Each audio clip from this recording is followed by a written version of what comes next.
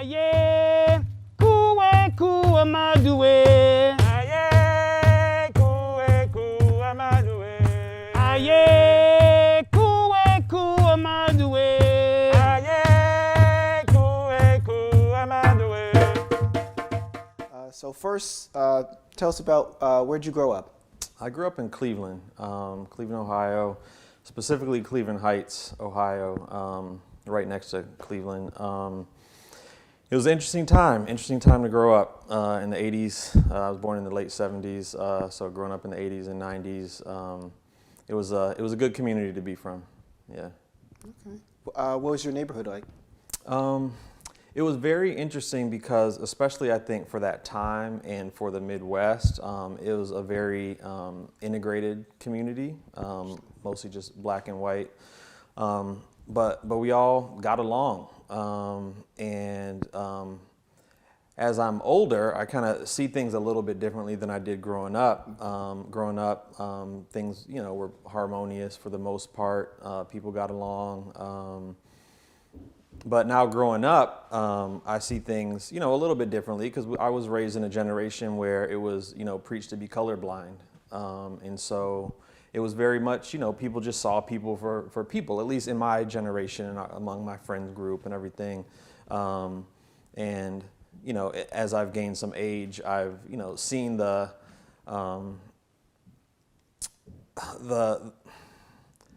kind of fallacies of thinking about things in a colorblind kind of way. And I think a lot of my friends who I grew up with are also, coming to those realizations that we should really dive into and understand and appreciate each other's cultures as opposed to trying to whitewash them away. Interesting. Yeah. And was that same kind of harmonious aspect around when you went to school? Yeah, it was. And we knew it. See, that's the thing. We knew it. We knew that we were different in terms of having a community of folks who were more integrated, a decent amount of interracial couples, just friend groups being intermingled and everything. We knew that we were different. We called we call it the Heights. We knew we were different in the Heights. And yeah, I still have friends to this day, good friends to this day that I, have known since elementary school, middle school, high school. Yeah. When did you know that the Heights was different than maybe other areas surrounding Ohio? I'm imagining it was probably around middle school, maybe into high school when I started really having that awareness. Because it was real obvious. It was, it's a pretty classic Midwest city around the Rust Belt where you have the inner city that is, suffers from disinvestment, it suffers from redlining and people being stripped of opportunity. And then as you get further away, the suburbs get whiter and whiter and whiter. And so we were in that zone where we were right next to the city, right next to the hood, but before you hit all the real white suburbs and the affluence and everything. So, a working class area. And anywhere we would go, we would see the disparity. And so once I got to a certain age, seeing you go up this way and this is what you see, you go down that way, this is what you see. That became probably, I would say I probably became aware of that sometime, around middle school or so, maybe into high school. Yeah. That said, it wasn't something that we talked about in my household. It wasn't something that we talked about in school. It wasn't really something we talked about among my friend group either, in terms of why these situations exist, why things are inequitable. And really just into adulthood, I really started to learn why the circumstances that people live in, the degree to which the circumstances people live in are a product of the systems that are in place around them, the multitude of systems that allow some folks to live a certain way and force others to live another way. Interesting. Yeah. Who or what influenced you the most as a child? I thought about that question. I would say my friends. I grew up with just my mom. My dad wasn't around, and obviously she had a tremendous impact in me being the man who I am and how I grew up. But because she was alone, I was very, very independent, latchkey kid. And my friend group, more than anything, are the folks who influenced me. Luckily, I found folks who had good values, good morals. We got into our trouble, don't get me wrong, but it was never in a like violent way or a way where we wanted to hurt other people in the community or or anything like that. It was more getting into trouble here and there, but trying not to get caught. And so a good group of friends that I just came up with, and we had, I think, good values, good morals, and yeah, that was the biggest influence on my life, no doubt. Okay. Well, Baba Heru, we're going to start with the first question. Where did you grow up? I grew up in South Central, actually between New Orleans and South Central. I moved from New Orleans area when I was about 5 or 6, and grew up in South Central LA. We would go back and forth between LaPlace and Reserve and Los Angeles to visit family, because that's where most of my family was at the time. But yeah, South Central LA. I mean, LA. Okay, yeah, a real one. And just around that, what was it like growing up, especially having, still having roots that are also in the South, and being in LA? It was interesting. It was multifaceted. It was survival. I got introduced to survival early on. I remember when we moved to 89th Street, which was sort of my upbringing on 89, right? And where I met my friends who lived on the street, and we grew up to be teenagers together, and all of that.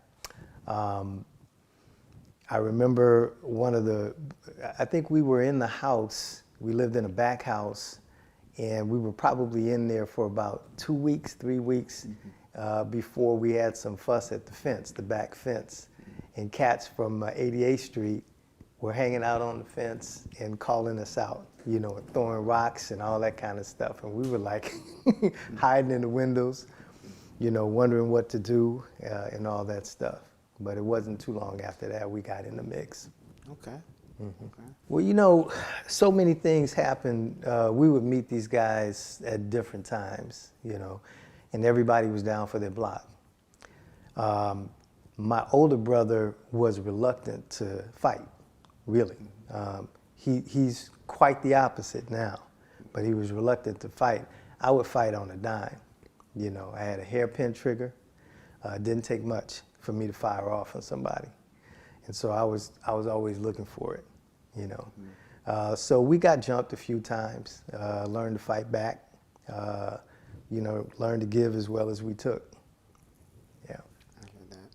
And just from, I guess, the larger part, you're talking about your block and, the friends that you made on your street and going around. What was going on, I guess, in the rest of the community around you as you were growing up too?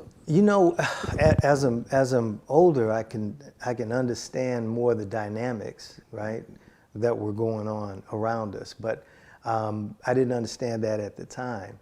For example, we had the Pasla Theater in walking distance. Now, Baba Cole will remember this. There used to be a show called Room 222 with Denise Nichols and a host of other characters.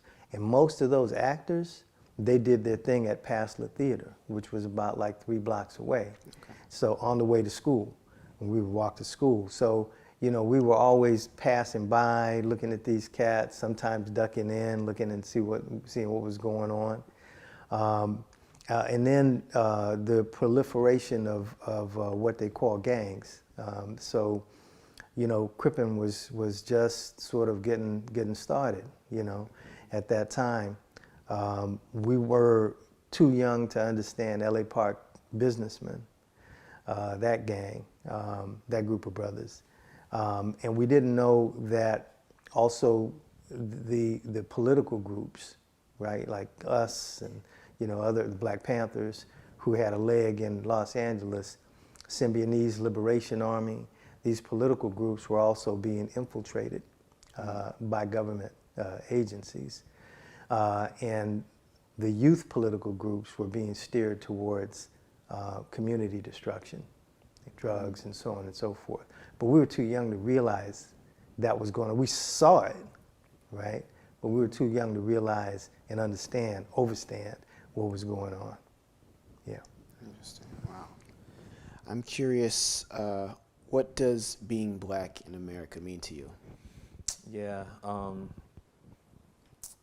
I believe first and foremost, it means being a survivor.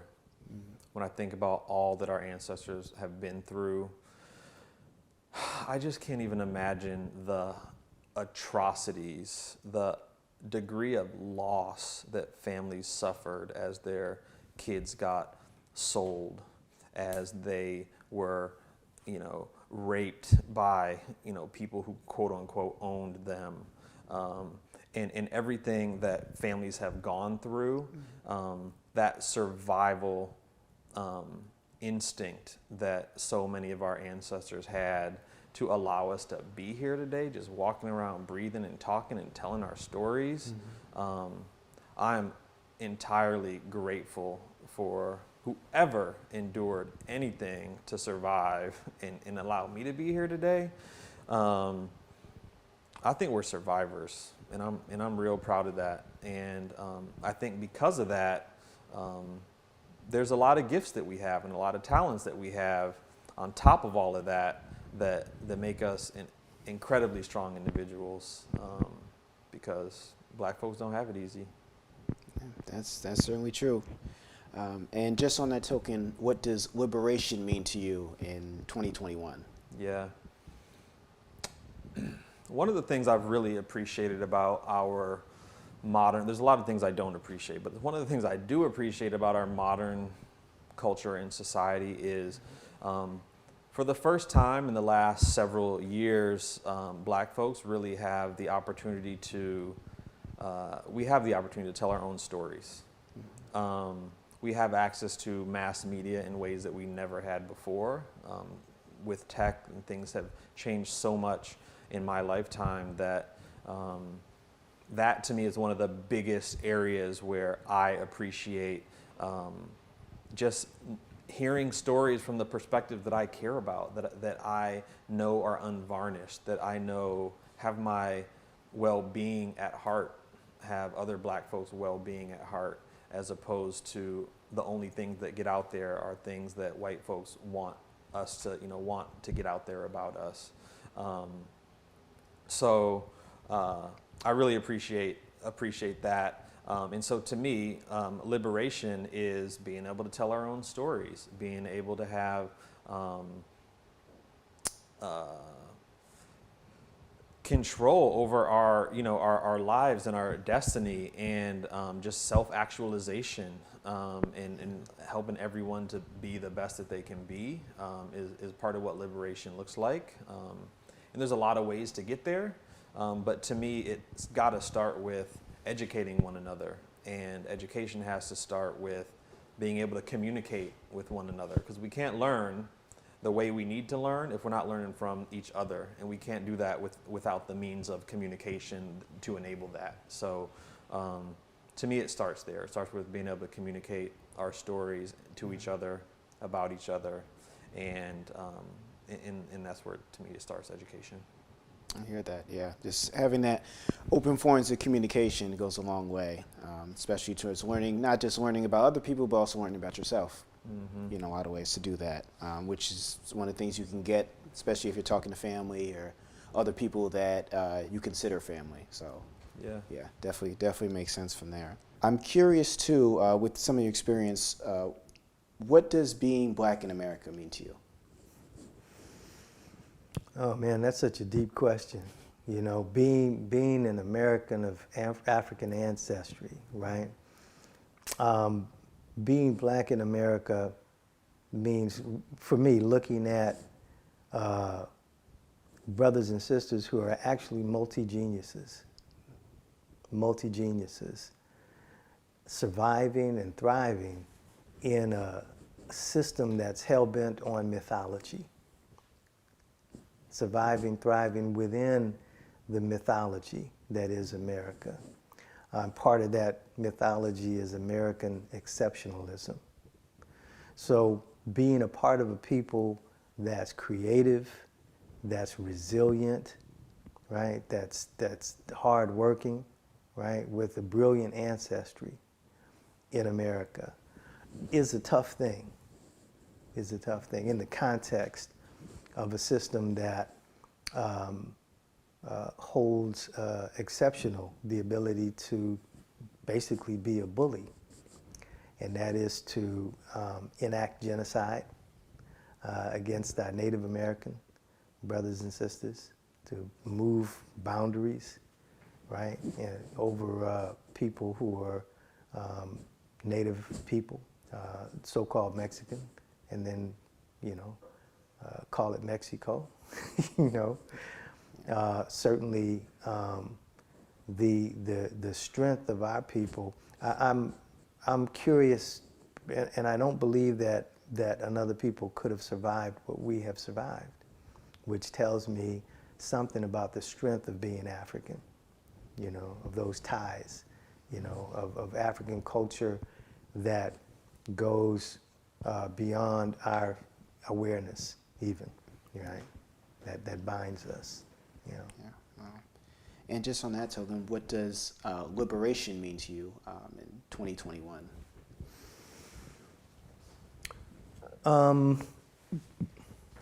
You know, liberation for me has to do, and I take this from one of my mentors, and that's Baba Wade Nobles. To walk in the world with confidence, competence, and a full sense of possibilities and potentiality. You know, the question of how are the children, right, is an important question. And if they're not walking in the world in that way, then it's not healthy. It's not African, right? So I'm going to have to ask you to ask me that question again. Okay, sure. Yeah, because no I feel like I'm drifting off. Oh no, you the question. answered it. Sure. Yeah. The question was, what does liberation mean to you in 2021? Yeah. And so, can I do an addition to that? Yes, you can. Yeah. Good. Y'all going to edit the hell out of this. So, in addition to that, you know, walking in health and wellness, it's the ability to move freely and to hold our enemies accountable for their acts of aggression against us. Amos Wilson, I think, said, and this is a total paraphrase, that we experience, for example, violence amongst ourselves because black men, for the most part, have not challenged the mechanisms of white supremacy at every front. And I believe that. I believe that we need to challenge what we've been taught in a world of white supremacist ideology. So that's liberation for me, being free to be our authentic African selves. And Dr. Asa Hilliard said, the question is not to be or not to be, right? The question is to be African or not to be at all. And I would submit that pre-colonial Africa, classical African civilization holds the keys for humanity, holds the lessons on how to be human, right? And so to be clear, we're not talking about Africa after it's been tainted by Europe. Yeah. All right. Interesting. And what are some lessons that you've learned about black society and this community? You know, that we are beautiful people, masterful people, resilient. I mean, let's face it, black folk are the flavor of America. You know, America would not have jazz, would not have handshakes, would not have nods, would not have what makes half the commercials that you see on TV pop. Wouldn't have the language if it were not for Africa and African people. And it's just a testimony to how powerful we are to face so much torture, murder, kidnapping, loss of our language, our norms, our God, our religion, our folkways, our mores, the attempted loss of all of that, you know, actually losing our minds, right? And to still be able to show up as we show up, not only in the U.S., but across the world, on the world stage. So we have so many inventors, we have so many, I mean, it's not all music and sports, but of course, what would sports be without us, right? Yeah, absolutely. So, you know, we have people at every front, you know, in every area of people business, right? That are just highly capable and historically highly capable. You know, the history is just beautiful once we study it. I get that. I'm also curious, what brought you out to the West Coast? Yeah. So growing up, I knew that I didn't want to stay in Cleveland. Cities like Cleveland, Detroit, Pittsburgh, Milwaukee, Chicago, those cities in that Rust Belt area, they're very much poster children for systemic racism. Racism didn't stop in the Mason-Dixon line by any means.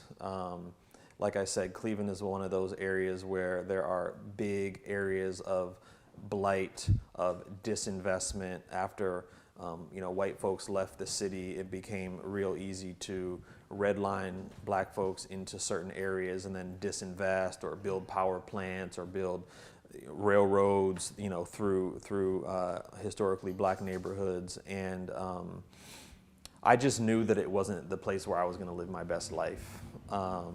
And so I moved out here three weeks after I graduated college. I moved out here with a backpack and $2,500 in my bank account in the summer of 2000. And I had done 5 different internships in college. So I had a nice resume. I felt pretty confident. The economy was doing really well at that time. I felt pretty confident I'd be able to land in something, find something to do. And I did, and I've built a whole life out here. And it just, you know, obviously, you know, the Bay appealed to me in a lot of different ways in terms of economic opportunity, a place where I could find community with like-minded folks, a place that's, even though I grew up with a decent amount of diversity, that's even more diverse than anything I had experienced before.